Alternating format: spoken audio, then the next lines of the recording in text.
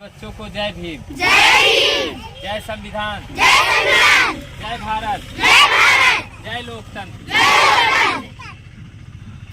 बच्चों, आज हम आप लोगों को भारतीय संविधान के बारे में बताएंगे। क्या बताएंगे? भारतीय संविधान। संविधान किसने बनाया था? बाबा साहब। संविधान निर्माता डॉक्टर भीमराव अंबेडकर बाबा साहब थे। ठीक है? Yes sir. और आप लोग थोड़ा इधर ध्यान दीजिएगा।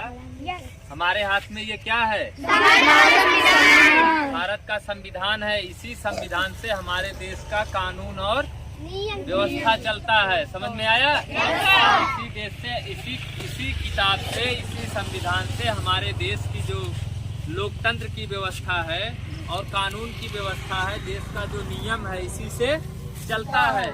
और इसी संविधान से आप लोगों को शिक्षा का अधिकार मिला हुआ है। किसका अधिकार? शिक्षा का। इसी संविधान में आप लोगों को नौकरी का अधिकार मिला हुआ है। किसका अधिकार? नौकरी का। इसी संविधान में आप लोगों को बोलने का अधिकार मिला हुआ है। किसका अधिकार? नौकरी का। इसी संविधान में आप लोगों को बराबरी का अधिकार मिला हुआ है।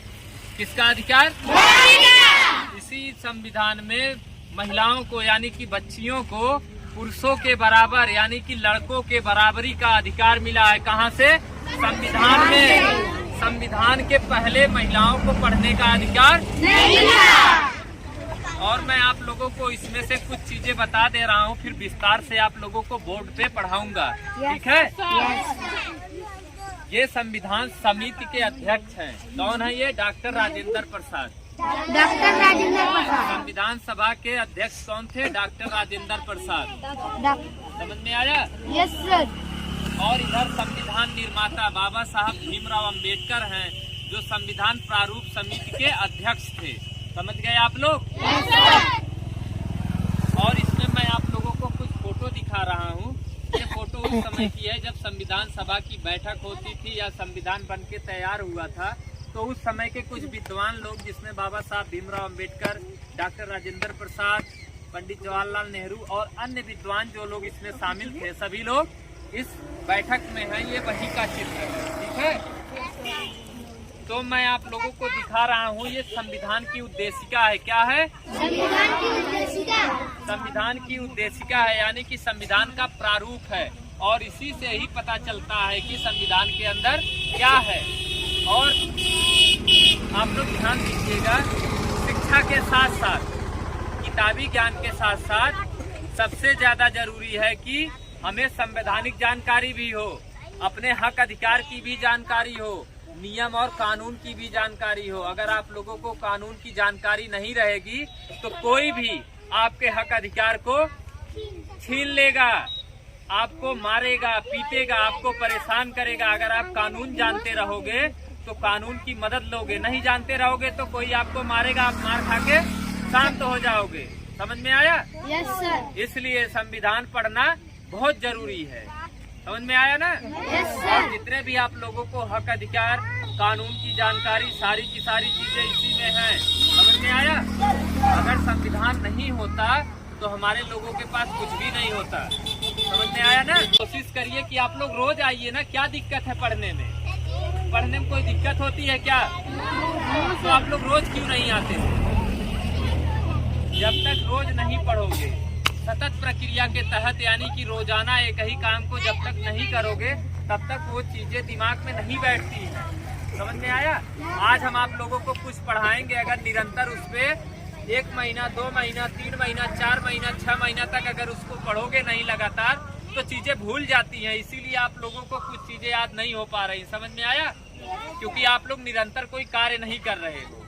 और एक चीज आप लोगों को बता देना चाहता हूँ, ये लड़के सब लोग शांत रहेंगे। बाबा साहब भीमराव अंबेडकर जिस समय पढ़ाई कर रहे थे, उस समय देश में किसी को शिक्षा का अधिकार नहीं था। सिर्फ कुछ लोगों को छोड़कर आज के समय में जो लोग SC, ST, OBC माइनॉरिटी के लोग हैं, इन लोगों को भारत देश में पढ़ने का अधिकार नहीं था। समझ में आया? SC, ST, OBC माइनॉरिटी कौन होते हैं?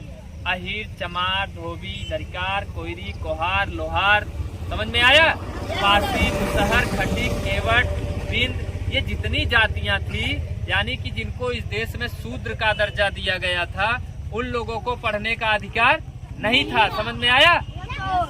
और उस विकट परिस्थिति में जब हमारे देश में कुछ लोगों को पढ़ने का अधिकार नहीं था, तो बाबा साहब भीमराव अंबेडकर उस समय पढ़ाई किए थे जिस समय अछूतों को, दलितों को, शूद्रों को स्कूल में बैठने का भी अधिकार नहीं था। समझ में आया?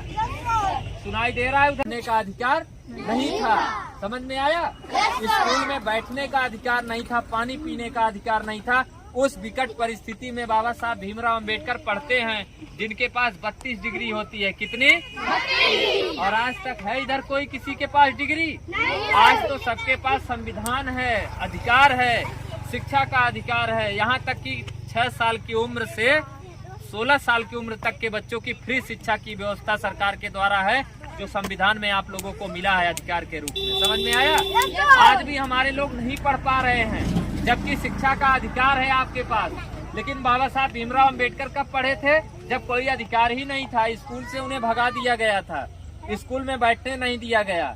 किसी तरह से बाबा साहब भीमराव अंबेडकर ने पढ़ाई की। उनके पास इतना ज्ञान था, वो इतना संघर्ष करते थे। 20 घंटे पढ़ाई करते थे। कितने घंटे? 20 घंटे। रोज 20 घंटे पढ़ते थे। तब वो विदेश गए, लंदन में पढ़ाई की, अमेरिका में पढ़ाई की। समझ में आया? और उसके बाद जब वापस आते हैं बाबा साहब, तो उन्हें सीजवार गायकवाड़ एक राजा थे, उनके यहाँ प्रमुख सेनापति बनाया गया बाबा साहब भीमराव अंबेडकर को। समझ में आया ना? उनके यहाँ प्रमुख सेनापति का इन्होंने पद भी संभाला कुछ दिन तक। लेकिन वहाँ के जो चपरासी थे, 4th क्लास वाले कर्मचारी थे, वो बाबा साहब को पानी नहीं पिलाते थे। बाबा साहब क्या थे?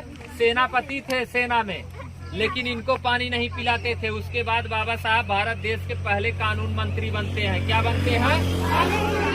भारत देश का पहला कानून मंत्री कौन था? तेज बोलो। बाबा साहब डॉक्टर भीमराव अंबेडकर भारत के पहले कानून मंत्री थे। क्या थे? उसके बाद भी बाबा साहब भीमराव अंबेडकर के साथ भेदभाव हुआ। पूरे देश में उस समय छुआछूत, भेदभाव चरम पे था। इसलिए बाबा साहब ने सोचा कि अब हमें, अगर हम नौकरी करेंगे तो हमारे समाज के लोग अछूत रह जाएंगे, नीच रह जाएंगे, शूद्र के शूद्र रह जाएंगे, इन्हें अधिकार नहीं मिल पाएगा। इसलिए बाबा साहब ने अपनी सारी नौकरियों को छोड़कर, सभी पदों को त्याग कर, उन्होंने आपके जीवन के लिए संघर्ष किया। आपको सबसे पहले वोट का अधिकार दिलाया। इसके बाद बाबा साहब ने आप लोगों को नौकरी में बराबरी का अधिकार दिलाया। उसके बाद बाबा साहब ने आप लोगों को ऊंची और नीची जातियों को बराबर किया। आप किसी के यहाँ खाना पीना खा सकते हो, छू सकते हो, उठ बैठ सकते हो। नहीं तो एक समय ऐसा था कि आप किसी को छू भी नहीं सकते थे। लोगों के गले में हाड़ी हुआ करती थी कि आप थूकेंगे जमीन पे नहीं, उसी हाड़ी में थूकेंगे। समझ में आया? और उसके बाद कमर में झाड़ू हुआ करता था कि आप जिस रास्ते से जाएंगे उस रास्ते को मिटाते जाएंगे, कहीं आपके पैरों के ऊपर उच्च जाति के लोगों का पैर न पड़ जाए, नहीं तो वो भी अछूत हो जाएगा। हमारे कहने का मतलब है कि बाबा साहब इस विकट परिस्थिति में इतना संघर्ष करके पढ़ाई कर लिए, लेकिन हमारे समाज के लोग आज भी अनपढ़ रह गए। क्यों? क्योंकि लोगों के पास जागरूकता नहीं है। लोग अंधविश्वास और पाखंड में फंसे हुए हैं। सबसे पहले हम लोगों को जागरूक होना पड़ेगा। गांव गांव, घर घर शिक्षा पहुंचानी होगी। समझ में आया? प्राइमरी विद्यालय में, सरकारी विद्यालय में कितनी पढ़ाई होती है पूरा देश जानता है। किसी भी अधिकारी का लड़का, किसी भी कर्मचारी का लड़का, किसी नेता, विधायक, मंत्री का लड़का प्राइमरी स्कूल में इसीलिए नहीं पढ़ता क्योंकि वहाँ पढ़ाई नहीं होती। समझ में आया?